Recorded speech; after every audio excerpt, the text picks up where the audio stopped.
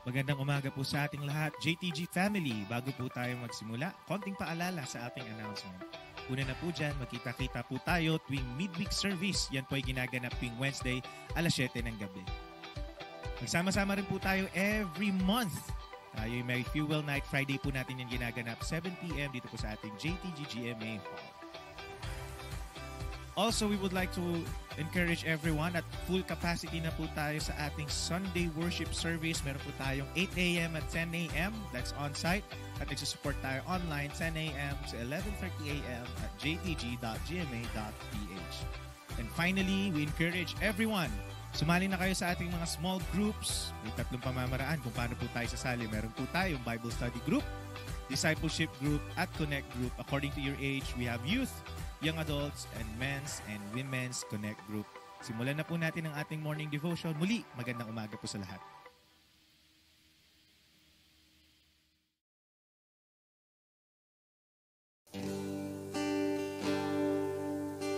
Magandang umaga po sa bawat isa. Atin pakinggan ang salita ng Panginoon. Sasambay po ang natin ng Diyos. Samahan niyo po kami sa pagsamba. Taas natin ang kanyang pangalan.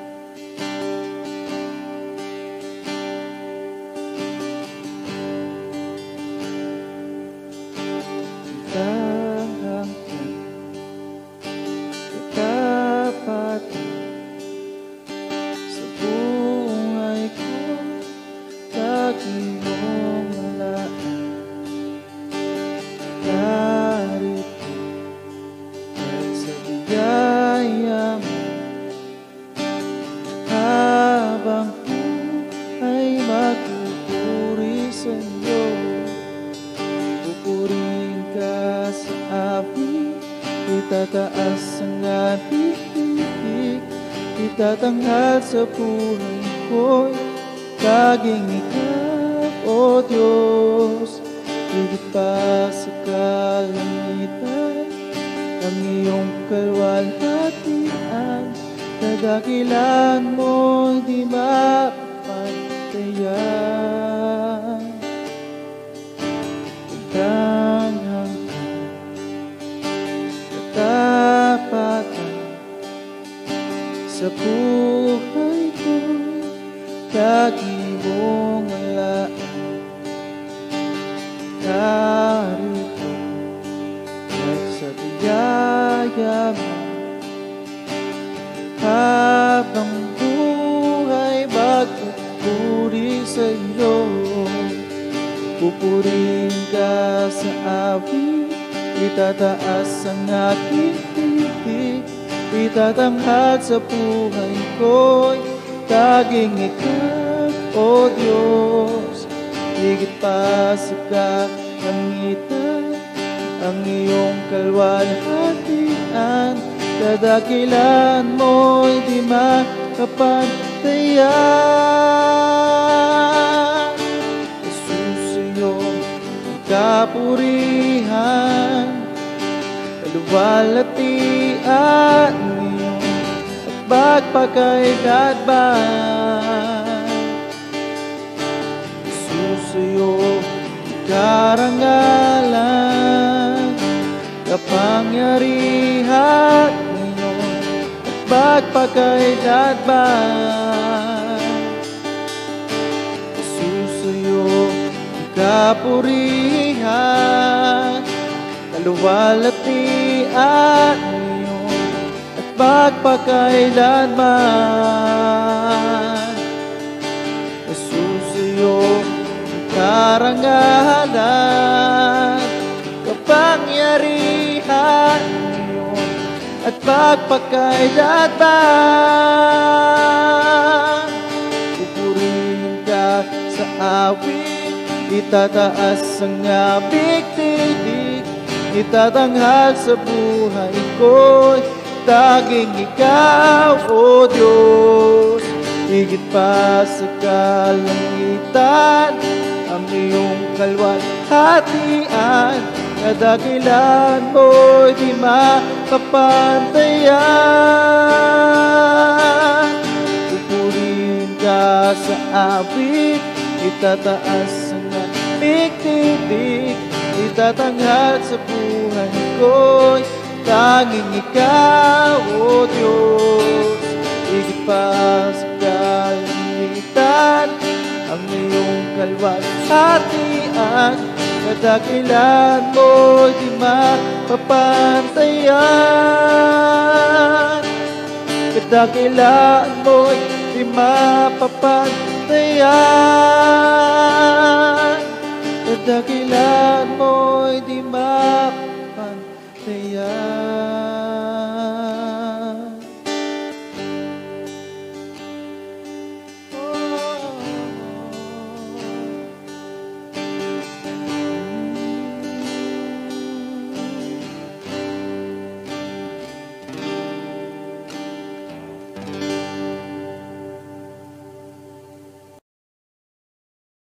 Isang mapagpalang umaga po mga kapatid sa Panginoon. Welcome po sa ating morning devotion. Ayan po, tayo naman po muli ay makakapakinig at mag-aaral ang salita ng Panginoon. Kaya tayo na po ay manalangin. Panginoon, kami po ay patuloy na nagpapasalamat at nagpupuri po sa iyo, Ama, sa umaga pong ito, sa isang pagkakataon, Lord, na through online, Lord, sama-sama po kami, Panginoon, na makakapagkinig at makakapag-aral po ng iyong salita. Kaya dinadalangin po namin sa iyo, Ama, sa pangalan po ng Panginoong Jesus, Lord, na patuloy niyo po kami bigyan ng pangunawa, patuloy niyo po ipaunawa sa amin ang iyong banal na salita, patuloy niyo po kaming pangunahan, Lord, ang tinig mo, ang marinig, ang salita mo, ang patuloy na Lord, magrema sa puso po ng bawat isa sa amin. Salamat, Panginoon. Patuloy ka namin na pinapasalamatan at pinagkakatiwala po namin sa iyo ang oras na ito. Hanggang sa kami po ay matapos, kami po ay lubusan nagpapakumbaba. Patuloy niyo po kaming turuan at kausapin sa iyong mga salita, Ama. Salamat po sa umagang ito. Purihin ka sa pangalan ni Jesus. Amen. Praise God. So, sa umaga pong ito, tayo po ay dadako po na mag-aaral na sa salita ng Panginoon. Ang atin pong topic sa umagang ito ay be ready. Ayan po. So, ang atin pong pag-aaralan ay nasa Lucas chapter 12 po. Ito po ay parable po ni Jesus Christ. Ayan po. Lucas chapter 12. Ayan po. Beginning 35 po, verse 35 hanggang 48. Ito po ay NKJV version. And dito po, basahin po natin, samahan niyo po akong magbasa ng salita ng Panginoon. Sabi po dito sa Luke chapter 12, verse 35, "Let your waist be girded and your lamps burning, and yourself be like men who wait for their master when he will return from the wedding, that when he comes and knocks, they may open to him immediately." Verse 37, "Blessed are those servants whom the master, when he comes, will find watching. Assuredly, I say to you that he will gird himself and have them sit down to eat, and will come and serve them. And if he should come in the second watch, or come in the third watch, and find them so, blessed are those servants. But know this, that if the master of the house had known what hour the thief would come, he would have watched and not allowed his house to be broken into. Therefore, you also be ready, for the Son of Man is coming at the hour you do not expect." Then Peter said to him, "Lord, do you speak this parable only to us, or to all people?" And the Lord said, "Who then is that faithful and wise steward, whom his master will make ruler over his household, to give them their portion of food in due season?" Verse 43, "Blessed is the servant whom his master will find so doing when he comes. Truly, I say to you that he will make him ruler over all that he has. But if the servant says in his heart, 'My master is delaying his coming,' and begins to beat the male and female servants, and to eat and drink and be drunk." Verse 46, "The master of the servant will come on a day when he is not looking for him, and at an hour when he is not aware, and will cut him in two and appoint him his portion with the unbelievers." Verse 47, "And that servant who knew his master's will, and did not prepare himself, or do according to his will, shall be beaten with many stripes. Verse 48, but he who did not know, yet committed things deserving of stripes, shall be beaten with few. For everyone to whom much is given, from him much will be required, and to whom much as has been committed, of him they will ask the more. Purihin po ang Panginoong Diyos sa kanyang banal na salita.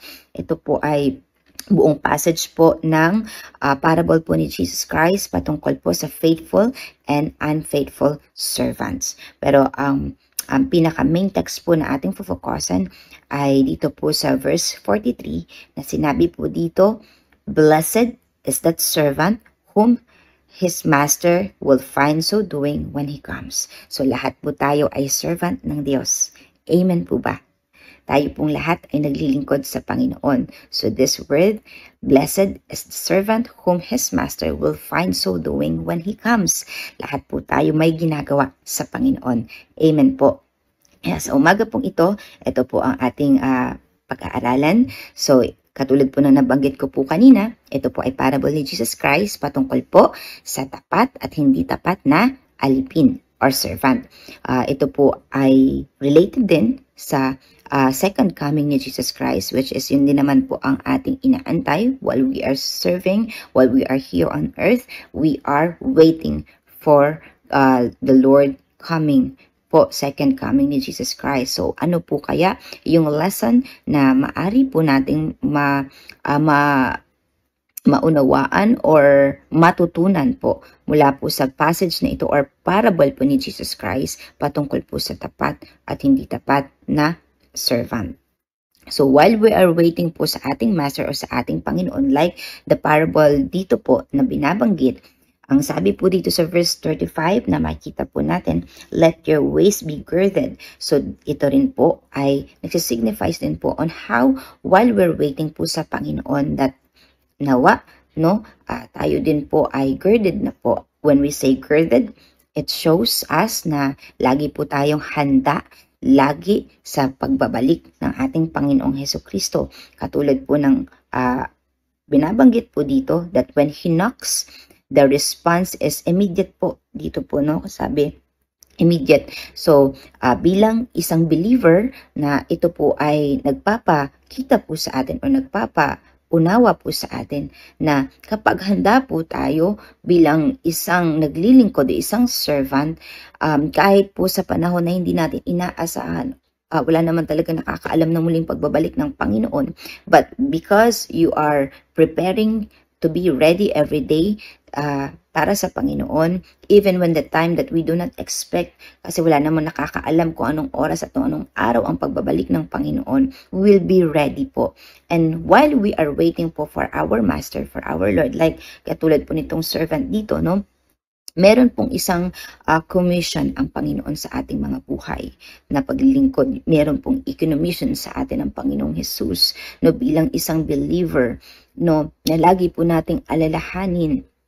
Ang sabi po ng Matthew chapter 28 verse 19 to 20, go therefore and make disciples of all the nations, baptizing them in the name of the Father and of the Son and of the Holy Spirit, teaching them to observe all things that I have commanded you, and do. I am always with you, even to the end of the age. Amen po ba? So ito po yung kinaman sa atin ng Panginoon na ipangaral po natin, we will always be girded, na maging ready po, na dalhin yung gospel outside, ipangaral, tayo ang magbahagi ng salita ng Diyos dahil ito po ay command sa atin ng Panginoong Hesukristo. And we should always be submitting on how we will do it, and the Holy Spirit po ang mag-instruct po sa atin on how and where we would go. Amen po ba? Katulad din po dito sa verse 35, makita po natin yung sabi dito, let your waist be girded and your lamps burning. So ito po yung pangalawang punto na makikita po natin dito sa ating binasa po na parable. That mahalaga po na being ready, lagi po dapat na ang ating lamps ay burning. hindi po ito aandap-andap. Amen po. Katulad ng sinabi po dito, let your waist be girded and your lamps burning. So, when we say, kailangan po nating lagi yung ating lamps ay burning, no? It means po na day and night, no? Lagi po tayong handa, or yung ating apoy po ay laging on fire, no? Katulad po ng isang lampara, it should keep burning in night upang yung, di ba po sa gabi, we could understand na kapag may ilaw yung yung isang tahanan, may ilaw pa in the middle of the night, we know that meron pang gising. Amen po. So, ganun din po, parang maihahalin tulad po natin na sa atin pong paglilingkod or pag-aantay sa Panginoon, that yung fire po natin should be continually, everyday, burning. Hindi po ito aandap-andap. Why? Because this signifies that we are prepared, we are ready, no? Sa muli pong habang nag-aantay po tayo sa Panginoon, we are ready for Jesus Christ, no, coming. Katulad din po dito, paalala na ng salita ng Diyos, your lamps burning. Kasi makikita natin, it shows that the people is aware and awake. Amen po ba? So, katulad po dito, your lamp should be burning.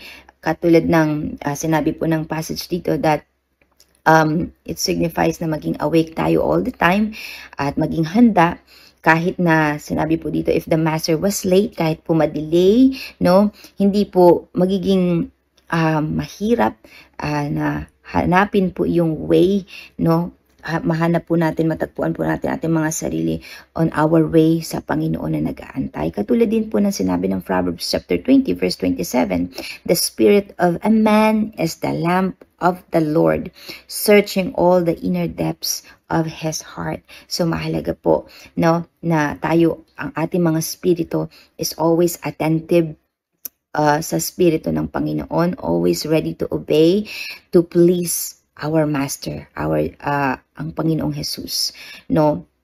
Katulad din po ng sinabi po ni Jesus Christ sa doon sa Luke chapter 11 verse 35, no? Minsan sinabi po ng Panginoong Jesus doon sa Luke chapter 11 verse 35, watch out that the light in you is not darkness. Tayo po ay lahat naliwanagan na. We know what the Lord has commanded us to do. We know that the passage or the Bible is very clear na nagpapaalala po sa atin na tayo na ay naliwanagan, that we should not spiritually sleep, but we are dapat spiritually nagising, handa, no? Ang ating lampara ay burning. Amen po. So, kailangan po natin maging receptive po sa spirit ng Panginoon to see yung liwanag, to see the light, at hindi po dapat ito dim or dark. It should be burning. It should be yung maliwanag. Amen po ba?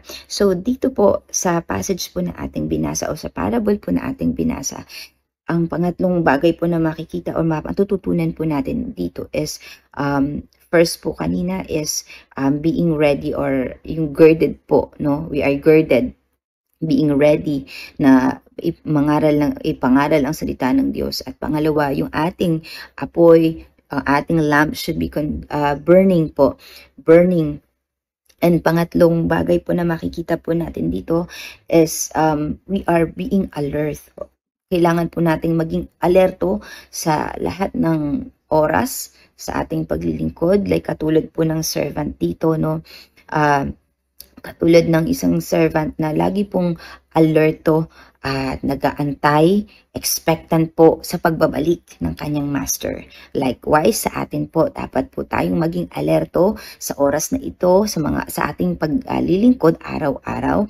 Kailangan po tayong manatiling gising sa ating pananampalataya. Katulad po ng servant na ito na maging prayer natin po lagi po tayong maging prayer on fire sa pananalangin, on different watches po sa araw. No, every day, every minute, every hour, dapat po tayong nananalangin for us to, na patuloy po tayong isustain ng Panginoon na sa kanyang muling pagbabalik. Habang nag-aantay po tayo, we are sustained by God. Amen po ba? So, this being alert po, this is signifying also sa atin na maging vigilant po tayo.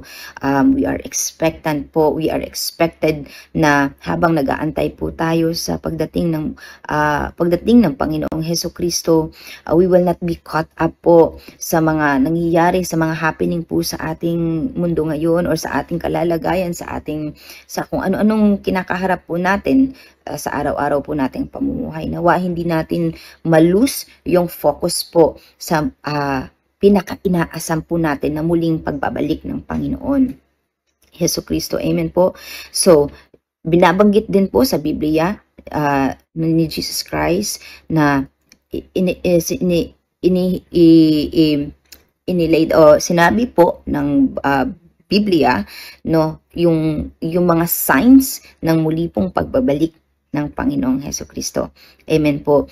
Sabi po dito, but when these things begin to take place, straighten up, lift up your heads because your redemption is drawing near.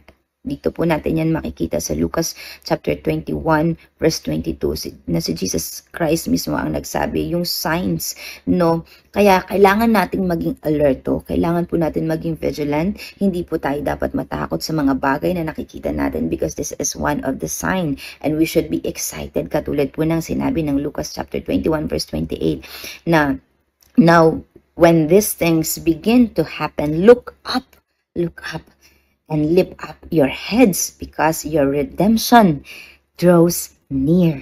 Amen po. So while we eagerly po na nag-aantay sa Panginoon, we have a certain responsibilities po. Hindi po tayo pwedeng mahinto, hindi po tayo pwedeng maging stagnant sa atin pong paglilingkod at pag-aantay sa Panginoon. We have a responsibilities na atin pong isusulit sa harapan ng Panginoon pag dumating na po siya. Amen po. So those responsibility, kailangan po natin itong pagsumikapan by God's grace, by the help of the Holy Spirit na ma-fulfill po yun. Amen po. So, dito po, makita natin sa parable na ito that there is two kind of faithful steward or faithful servant na pinagkatiwalaan po. Amen po. Nawa po, tayo pong lahat dito makita natin ang ating mga sarili being faithful and wise steward. So, ito po ang makita po natin dito yung faithful and wise steward po dito. Alam niya ang kalooban ng kanyang master and sinusunod niya ito. Katulad man din po nawa sa atin, we know the will of the Lord na dapat po tayong mangaral, dapat po natin ibahagi ang kanyang salita sa lahat po ng ating makakasalamuha at sa lahat ng pagkakataon. Amen po. At hinahakbangan po natin ito araw-araw. No, ito po ay nagsisignifies that you are a wise servant, fulfilling your duty, fulfilling the commands of your master, which is our Lord. Amen po ba? And katulad po dito sa Lucas chapter 12 verse 42, no, ang sabi po dito, and the Lord said, who then is that faithful and wise steward whom his master will make ruler over his household to give them their portion of food in due season. Amen po. So the Lord can trust that faithful servant, that wise servant, no po, at thoughtful po when ang Panginoon alam niya na yung mga responsable na naglilingkod sa kanya na servant patuloy pang mapagkakatiwalaan. Amen po. Pero makita po natin dito and the other unfaithful servant po, yung unfaithful servant and wicked steward, dito po natin makita na yung pagiging unfaithful po ng servant na ito, no, yung wicked na steward or servant na ito, alam niya ang pagbabalik ng kanyang master, pero hindi naging complacent, no, though alam niya yung command ng kanyang master, pero siya ay naging careless, siya na mishandle niya yung mga pinagkatiwala sa kanya ng mga resources ng kanyang master, at yung unfaithful na steward na ito, hindi niya na-perceive yung kanyang master dahil nga na-delay yung pagbabalik ng kanyang master, at yun ang nagdulot sa kanya na makapag-isip at makapag-act according to his way, according sa kapamaraanan ng isang tao. Amen po. Pero dito po natin makita o maunawaan, or dito natin makuha yung lesson that hindi ang isang unfaithful po na servant ay he is taking the task of his master na very careless, walang kumbaga burden doon sa pinagkatiwala sa kanya ng Panginoon. Kaya nung dumating ang kanyang master, hindi niya inaasahan, unprepared yung unfaithful servant na ito, unfaithful na servant. So, nawa po ay mai-compare po natin kung alin po doon sa dalawa yung ating puso, knowing that we are also a servant of Jesus Christ. Ito po ay nagtuturo sa atin to really study, and magkaroon ito sa atin ng lesson while we are serving the Lord, that there is two kind of servant, faithful and unfaithful. Nawa po, alin po kaya tayo doon. Amen po. So, dito po natin makikita yung work na pinagkatiwala po sa atin ng Panginoon, paano ba tayo magiging faithful, kung ano yung mga inassign po sa atin ng Diyos, kahit na bagamat noon pa man sinasabi nila babalik na ang Panginoon, and up to now nag-aantay pa rin tayo, but even though hindi pa dumadating ang Diyos, nawa po hindi po ito mag-cause sa atin para tayo ay maging stagnant, tamarin, amen po, or maneglect natin yung pinagkatiwala sa atin ng Panginoon. Amen po. Nawa patuloy po tayong ma-excite, patuloy po tayong maging faithful, at patuloy po nating ipanalangin sa Ama na sa pamamagitan ng kanyang banal na spirito na siyang may kakayanan po mag-empower at magbigay po sa atin, mag-cause po sa atin upang maging faithful po tayo sa ating paglilingkod po, at patuloy po natin i-ask yung spirito ng Diyos upang ma-examine po natin yung ating puso, yung ating paglilingkod, that the Holy Spirit will help us to locate or to know, to discern the things that needed ng correction po sa ating paglilingkod. Amen po. So, salamat po sa Panginoon for giving us this this passage for us to really pagbulay-bulayan. Yaman din lamang matatapos na yung taon.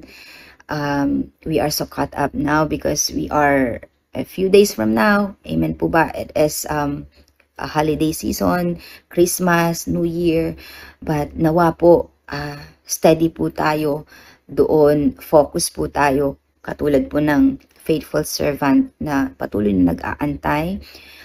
We are aligned doon sa kung anong kinuman at kalooban sa atin ng Panginoon, na maging vigilant tayo, maging prepared tayo, maging faithful tayo sa ating oras, sa ating paglilingkod, maging faithful tayo sa lahat ng pinagkatiwala ng Panginoon, at yung ating lampara po ay continually na umaapoy at hindi aandap-andap po. And let us be continually maging expectant, maging watchful, maging faithful, at maging diligent po as we wait, as we await po to enter sa joy, into the joy of the Lord at His coming. Amen po. Katulad po ng sabi ng Matthew chapter 25 verse 23, His Lord said to him, "Well done, good and faithful servant. You have been faithful over a few things. I will make you ruler over many things. Enter into the joy of your Lord." Napakasarap pong pakinggan, It is an encouragement for all of us. Lahat po tayo, in some part po ng ating paglilingkod, nagkakaroon tayo ng pagkukulang.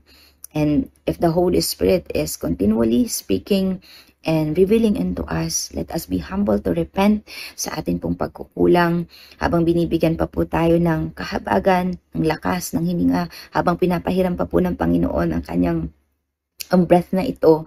Patuloy po nating ipagpakumbaba sa Panginoon na ang Diyos po ang patuloy na magpuno, patuloy po magturo sa ating mga kakulangan, at patuloy po tayong mahubog at magkaroon ng puso na faithful po sa lahat ng ipinagkatiwala at inalaw ng Diyos na paglilingkod po para sa kanyang glory. Amen po ba? Nawa po, maging katulad po tayo ng faithful na servant na ito na diligently at talagang alert na nag-aantay, no, sobrang prudent po na nag-aantay sa pagbabalik ng kanyang master. Amen po. So let us all be ready. Hindi lang katulad ng kung paano po tayo naghahanda for this Christmas season, for this coming new year. I hope and I pray na we are being ready. Unang-una po spiritually, no po, na patuloy pang magpagamit sa Panginoon, being ready na patuloy pang punuan ng banal na spirito ang ating mga puso, so that there is no room of any katamaran or anumang mga sitwasyon sa ating buhay, but we are spiritually awake and talagang puspos ng banal na spirito, so that makita po natin at maunawaan ang panawagan ng Panginoon sa atin na paglilingkod, at maging handa po tayo habang nag-aantay tayo sa ating Panginoon, sa ating Master. Amen po. So marami pong salamat sa Diyos. Sa Kanya po ang lahat ng papuri, and Merry Christmas po sa bawat isa. To God be all the glory.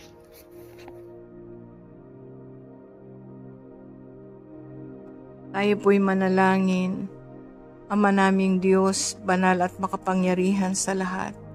Sa umagang ito, lubos po kami, Ama, nagpapasalamat sa iyo sa patuloy na kabutihan mo, katapatan mo, Panginoon, sa pag-ibig mo, Panginoon, na laging sariwa sa buhay ng bawat isa sa amin sa bawat araw. Maraming salamat sa iyo, Ama, sa isang pribilehiyo, Panginoon, sa umagang ito, na kung saan binigyan mo kami ng pagkakataon, Panginoon, upang makiisa sa morning devotion, Panginoon. Maraming salamat, O Diyos, sa buhay ng iyong lingkod na naging daluyan ng iyong mga salita sa umagang ito. Dalangin namin, O Diyos, na patuloy mong pagpalain na kanyang buhay, guidance and protection, igawad mo sa kanya, sampu na kanyang sambayanan. Anuman, O Diyos, ang dinidesire ng kanyang puso, dalangin ko, O Diyos, na tugunin mo ito at katagpuin mo, Ama, in the name of Jesus. Ganon din, O Lord, ang lahat ng mga anak mo nang nakiisa sa umagang ito sa morning devotion, dalangin ko na pagpalain mo, Panginoon, ang buhay ng bawat isa. Silyuhan mo ng iyong kapangyarihan sa bawat puso namin, Panginoon, ang lahat ng naririnig namin ng mga salita mo, Panginoon, upang ito'y magsilbi, Panginoon, paglago sa buhay espiritual ng bawat isa sa amin. Maraming salamat sa iyo, Ama. Dinadalangin namin sa iyo, O Diyos, na tulungan mo kami maisagawa ang iyong mga salita sa pamamagitan ng paggawa po ng iyong kalooban. Pangunahan, samahan at turuan mo po kami, O Diyos, na lalo ka po namin ibigin ng buong puso, ng buong kaluluwa at ng buong isip, upang lalong lumalim, O Diyos, ang relasyon ng bawat isa sa amin sa iyo, O aming Ama. Maraming salamat sa iyo, God. Dalangin namin, Panginoon, na sa maghapong ito, Panginoon, Lord God, take over, take control, O God, our mind, our lips, our heart, O God, upang ikaw lagi, O Diyos, ang maitaas, maparangalan, at mapasalamatan. Pinupuri ka namin, sinasamba sa umagang ito. Ito ang aming dalangin sa pangalan ng iyong anak na si Jesus, sa gabay patnubay, Ama, ng iyong banal na Espiritu Santo. Amen.